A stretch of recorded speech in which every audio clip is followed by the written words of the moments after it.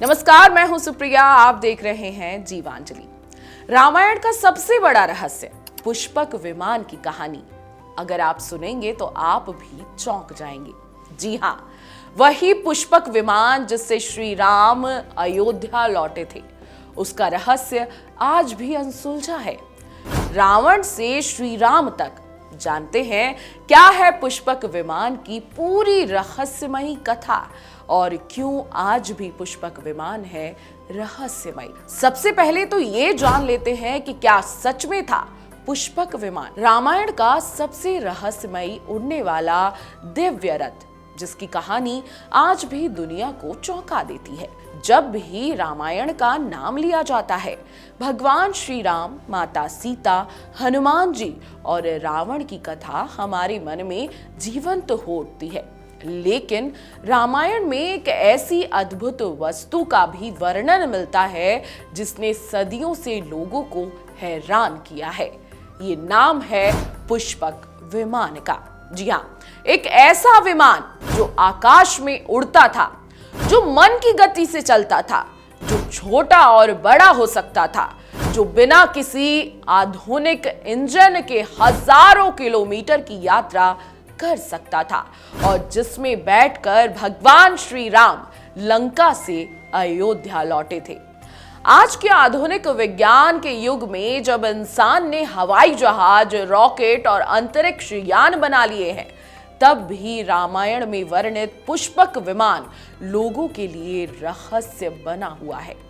कई लोग इसे केवल पौराणिक कल्पना मानते हैं, तो वहीं करोड़ों श्रद्धालु इसे प्राचीन भारत की दिव्य और उन्नत विज्ञान शक्ति का प्रमाण मानते हैं। वाल्मीकि रामायण, रामचरितमानस और अन्य कई प्राचीन ग्रंथों में इस विमान का वर्णन अत्यंत विस्तार से मिलता है। कहीं इसे देवताओं का वाहन कहा गया है, कहीं इसे सोने और रत्नों से सजा हुआ चलता फिरता महल बताया गया है और कहीं इसकी गति को मन के समान तीव्र कहा गया है। आखिर यह पुष्पक विमान था क्या? इसे किसने बनाया था और रावण के पास यह कैसे पहुंचा? क्या यह सचमुच उड़ता था? इसकी शक्ति क्या थी और श्री राम को यह कैसे मिला? आइए रामायण और प्राचीन ग्रंथों में वर्णित पुष्पक विमान की पूरी कथा को विस्तार से इस वीडियो में समझते हैं। सबसे पहले जानते हैं पुष्पक विमान क्या था। पुष्पक विमान रामायण काल का सबसे प्रसिद्ध और दिव्य आकाशीय वाहन माना जाता है। पुष्पक शब्द संस्कृत भाषा से लिया गया है, जिसका अर्थ होता है फूलों की तरह सुंदर, सुगंधित और मन को प्रसन्न करने वाला। यही कारण है कि इस विमान का नाम पुष्पक रखा गया। यह कोई साधारण रथ या वाहन नहीं था। रामायण में इसका वर्णन एक ऐसे दिव्य विमान के रूप में मिलता है जो आकाश में उड़ सकता था, इच्छानुसार दिशा बदल सकता था और यात्रियों की संख्या के अनुसार अपना आकार भी बदल सकता था। वाल्मीकि रामायण में वर्णन मिलता है कि यह विमान देखने में किसी स्वर्ण महल की तरह था। इसके भीतर सुंदर उद्यान, रत्नों से जड़ी दीवारें, मोतियों की जालियां और सोने के खंभे लगे हुए थे। विमान के अंदर हर मौसम में आरामदायक वातावरण रहता, न अधिक गर्मी महसूस होती थी और न अधिक ठंड। सबसे अद्भुत बात यह बताई गई कि यह विमान मन के वेग से चलता था, अर्थात चालक जहां जाने की इच्छा करता, विमान तुरंत उसी दिशा में चल पड़ता था। यही कारण है कि लोग आज भी इसे प्राचीन भारत की सबसे रहस्यमयी तकनीक मानते हैं। अब पुष्पक विमान का निर्माण किसने किया, ये जानिए। पौराणिक ग्रंथों के अनुसार पुष्पक विमान का निर्माण देवताओं के दिव्य शिल्पकार भगवान विश्वकर्मा ने किया था। हिंदू धर्म में विश्वकर्मा जी के निर्माण काल वास्तु और दिव्य यंत्रों का देवता माना जाता है। कहा जाता है कि देवताओं की महल, दिव्य अस्त्र शस्त्र और स्वर्ग की अद्भुत संरचनाएं भी विश्वकर्मा जी ने बनाई थी। वाल्मीकि रामायण के अनुसार विश्वकर्मा जी ने अपने दिव्य संकल्प और अलौकिक कला से इस विमान का निर्माण किया था। यह विमान इतना अद्भुत था कि देवता भी इसकी प्रसन्नता करते नहीं थकते थे। निर्माण के बाद विश्वकर्मा जी ने यह विमान ब्रह्मा जी को अर्पित किया। ब्रह्मा जी इससे अत्यंत प्रसन्न हुए और बाद में इसे धन के देवता कुबेर को दे दिया गया। कुबेर इस विमान का उपयोग देवलोक और अन्य लोकों में यात्रा करने के लिए करते थे। उस समय यह विमान समृद्धि, वैभव और दिव्य शक्ति का प्रतीक माना जाता था। लेकिन अब सवाल ये आता है कि फिर रावण को पुष्पक विमान कैसे मिला या किसने दिया?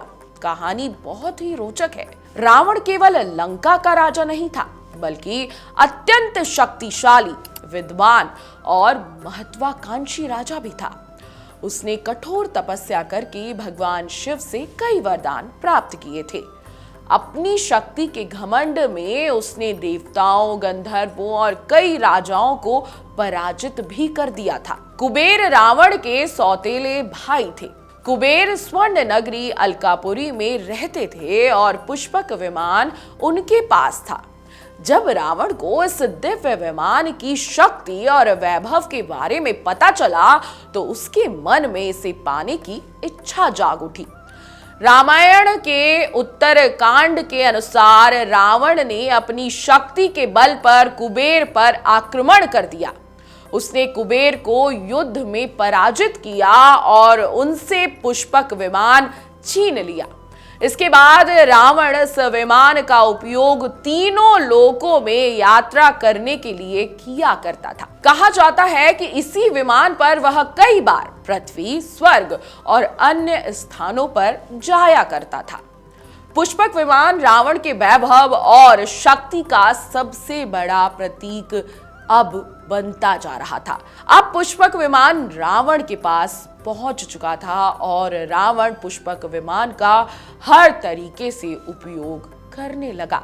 लेकिन ये अद्भुत शक्तिशाली पुष्पक विमान दिखता कैसे था, ये भी आप समझ लीजिए और जान लीजिए। वाल्मीकि रामायण में पुष्पक विमान का अत्यंत सुंदर और विस्तृत वर्णन मिलता है।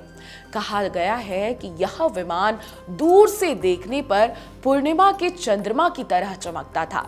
इसकी बाहरी बनावट किसी विशाल स्वर्ण महल जैसी दिखाई देती थी। इसमें सोने के खंभे लगे हुए थे और दीवारों पर कीमती रत्न जड़े हुए थे। इसके द्वार वैद्य मणियों से सजाए गए थे और चारों ओर मोतियों की जालियां लगी थी। विमान के भीतर सुंदर उद्यान और ऐसे वृक्ष थे जो हर ऋतु में फल और फूल देते रहते थे। विमान के अंदर अनेक कक्ष बने हुए थे। उसमें सिंहासन, विश्राम स्थल और दिव्य आसन थे। सीढ़ियां मणियों और सोने के निर्माण से बनाई गई थी। यह केवल यात्रा का साधन नहीं था, बल्कि चलता फिरता राजमहल था। इसी कारण इसे देखने वाले लोग आश्चर्यचकित रह जाते थे, क्योंकि ये देखने में इतना सुंदर और विशाल था कि किसी का भी मन इस विमान पर आ जाता। पुष्पक विमान में अद्भुत शक्तियां थीं। अब वो शक्तियां क्या थीं, ध्यान से सुनिए। मन की गति से चलने वाला विमान पुष्पक विमान था। जी हाँ, रामायण में कहा गया है कि पुष्पक विमान मन के समान वेग से चलता था। इसका अर्थ यह है कि जहां जाने की इच्छा की जाती, विमान तुरंत उसी दिशा में उड़ने लगता। यह आधुनिक विमान की तरह किसी रनवे या विशेष ईंधन पर निर्भर नहीं था। इसकी गति और दिशा चालक की इच्छा से नियंत्रित होती थी। जहां चालक जाना चाहता था, वहां ये विमान जाता था।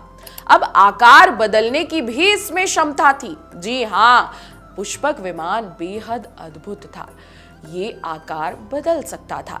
पुष्पक विमान की सबसे रहस्यमय विशेषताओं में से एक थी उसका आकार बदलना। यदि यात्रियों की संख्या कम होती तो विमान छोटा दिखाई देता, और यदि अधिक लोग बैठते तो यह विमान अपने आप विशाल रूप धारण कर लेता था। यही कारण है कि श्री राम, माता सीता, लक्ष्मण, हनुमान, सुग्रीव, विभीषण और पूरी वानर सेना इसमें समा गई थी। जी हाँ, हर मौसम में ये विमान आरामदायक भी था। वैसे तो पुष्पक विमान में कई ऐसी चीजें थी जो रहस्यमयी हैं, लेकिन मौसम के हिसाब से भी ये विमान आरामदायक हो जाता था। ग्रंथों में वर्णन मिलता है कि विमान के भीतर का वातावरण हमेशा सुखद रहता था। ना अधिक गर्मी महसूस होती थी और ना अधिक ठंड। वर्षा, आंधी या किसी भी मौसम का प्रभाव उसके भीतर नहीं पड़ता था। इसी कारण कुछ लोग इसे आधुनिक वातानुकूलित विमान की तरह भी वर्णित करते हैं। रात में भी ये विमान उड़ सकता था, इसकी इतनी क्षमता थी। जी हाँ, पुष्पक विमान केवल दिन में नहीं बल्कि रात में भी उड़ सकता था। उस समय जब सामान्य मनुष्य के लिए रात्रि यात्रा कठिन मानी जाती थी, तब यह विमान आकाश में आसानी से उड़ान भरता था। यह बात इसे और अधिक रहस्यमयी बना देती है कि रात्रि की यात्रा जिस वक्त मुश्किल और कठिन होती थी, उस वक्त ये विमान रात्रि में कैसे उड़ता था। अब मंत्रों द्वारा संचालित था ये विमान। जी हाँ, पौराणिक मान्यताओं के अनुसार यह विमान विशेष मंत्रों से संचालित होता था।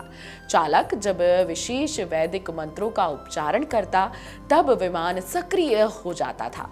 इससे यह माना जाता है कि इसमें आध्यात्मिक ऊर्जा और दिव्य शक्ति का प्रयोग भी था। पुष्पक विमान ब्रह्मा जी ने कुबेर जी को दिया था और कुबेर जी से रावण ने पुष्पक विमान छीन लिया था और रावण ये पुष्पक विमान चलाता था। अब सवाल ये आता है कि भगवान श्री राम के पास ये पुष्पक विमान कैसे पहुंचा, जिसमें बैठकर अयोध्या नगरी भगवान श्री राम माता सीता के साथ पहुंचे। दरअसल लंका विजय के बाद यह दृश्य केवल एक युद्ध की समाप्ति नहीं था, बल्कि धर्म, प्रेम, त्याग और प्रतीक्षा की जीत का क्षण था। वर्षों का वनवास, माता सीता का वियोग, रावण के साथ भीषण युद्ध और असंख्य कठिनाइयों के बाद अब समय था अयोध्या लौटने का। यही वह पल था जब पुष्पक विमान रामायण के सबसे अद्भुत और भावुक प्रसंग का हिस्सा बना। जी हाँ, रावण के वध के बाद भगवान श्री राम ने लंका का राज्य अपने लिए नहीं लिया। उन्होंने रावण के छोटे भाई विभीषण को लंका का राजा बनाया, क्योंकि विभीषण सत्य और धर्म के मार्ग पर चलने वाले व्यक्ति थे। विभीषण भगवान राम के प्रति गहरी श्रद्धा रखते थे। उन्होंने विनम्रता और प्रेम से श्री राम से कहा कि वे अयोध्या लौटने के लिए पुष्पक विमान का उपयोग करेंगे। यही वही दिव्य विमान था जिसे कभी धन के देवता कुबेर का माना जाता था। रावण ने बलपूर्वक इसे कुबेर से छीन लिया था। अब रावण के अंत के बाद यह विमान फिर से धर्म के कार्य में लगने जा रहा था। विभीषण ने अत्यंत आदर पूर्वक वह विमान श्री राम को अर्पित किया, ताकि वे माता सीता, लक्ष्मण और अपने साथियों सहित शीघ्र अयोध्या पहुंच सके। जब श्री राम, माता सीता और लक्ष्मण पुष्पक विमान में बैठे, तब वह स्वर्णिम दिव्य विमान आकाश में उड़ने लगा। कहा जाता है कि वह विमान इतना अद्भुत था कि मन की इच्छा के अनुसार चलता रहा और उसमें बैठने वाले सभी लोगों के लिए पर्याप्त स्थान स्वयं बनने लगा। जैसे ही विमान लंका से आगे बढ़ा, श्री राम की आंखों के सामने बीते वर्षों की स्मृतियां आने लगी। यात्रा के दौरान भगवान राम माता सीता को वे सभी स्थान दिखाते जा रहे थे जहां उनके जीवन के सबसे कठिन और महत्वपूर्ण क्षण बीते। कहीं घने वन दिखाई दे रहे थे, कहीं पर्वत, कहीं समुद्र का विशाल तट, तो कहीं युद्ध भूमि के निशान। पुष्पक विमान में बैठकर माता सीता को श्री राम एक एक चीज दिखाते हुए चले जा रहे थे। श्री राम बड़े शांत स्वर में माता सीता से कहते हैं, यही हमने वनवास के दिन बिताए थे। यहाँ हनुमान जी हमें पहली बार मिले थे। इसी समुद्र पर सेतु बनाया गया था और यही वह भूमि है जहां अधर्म का अंत हुआ। माता सीता भी उन दृश्यों को देखकर भावुक हो उठी। इतने लंबे समय के बाद अपने प्रभु के साथ सम्मान पूर्वक पुष्पक विमान में माता लौट रही थी। लक्ष्मण के चेहरे पर भी संतोष था, क्योंकि उन्होंने अपने बड़े भाई की सेवा और रक्षा में हर कठिनाई सहन की थी। यह केवल अयोध्या लौटने की यात्रा नहीं थी, बल्कि संघर्ष से विजय तक की यात्रा थी, और जो यात्रा हो रही थी पुष्पक विमान में। यह एक ऐसा क्षण था जिसमें दर्द भी था, यादें भी थी, और आने वाले सुखद भविष्य की आस भी थी। इसलिए रामायण में पुष्पक विमान का यह प्रसंग अत्यंत भावुक और दिव्य माना जाता है। जब पुष्पक विमान अयोध्या की ओर बढ़ रहा था, तब मानो पूरी प्रकृति भी भगवान राम के स्वागत की तैयारी कर रही थी। वर्षों से अपने प्रिय राजा की प्रतीक्षा कर रही अयोध्या अब दीपों और खुशियों से जगमगाने वाली थी। यही वह पावन क्षण बन गया जिसकी स्मृति में आगे चलकर दीपावली का पर्व मनाया गया। अब रामचरितमानस में पुष्पक विमान का क्या वर्णन मिलता है, ध्यान से समझिए। गोस्वामी तुलसीदास जी द्वारा रचित रामचरितमानस में भी पुष्पक विमान का उल्लेख साफ है।